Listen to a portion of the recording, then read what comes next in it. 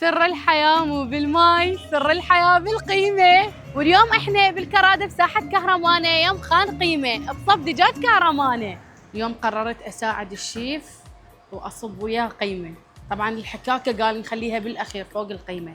هاي اسوي له هيجي لو اقدم لكم شيف محمد نجفي. هو نجفي وقيمة نجفية، يعني اليوم النجف كلها.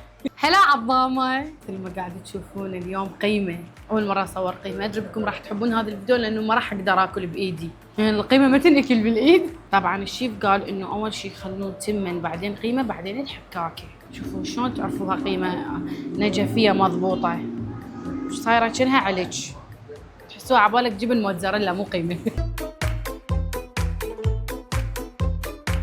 أني مرات من آكل القيمة يعني هذا مثل عظام العصب مال اللحم او مثلا لحمه مداقيها زين، بس لا وبهاراتها هم زينه متوازنه كلها. رغم القيمه ما بيها هواي شغلات بس اللي يسويها يتعب بيها، يعني هي تتعب تاخذ وقت هم. هذه لقمه العظامه بالقيمه.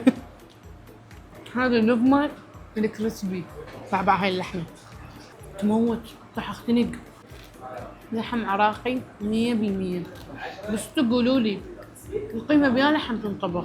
الحكاكة ما تحسون روحكم دا تاكلون حكاكة، دا تاكلون لحم دجاج هيجي، يعني ما ادري طعمها طيب. انا ما احب الحكاكة بس كلش حبيتها. عظامة. نعم اذا اجيتوا خان قيمة واكلتوا القيمة النجفية يحتاجون يوميا، لانه بخان قيمة القيمة كلش قوية. عليك الله ما عبالك جبن. مرتك زعلانة ما تقول لا تسوي لك اكل، تعال كل قيمة، يعني القيمة طيبة.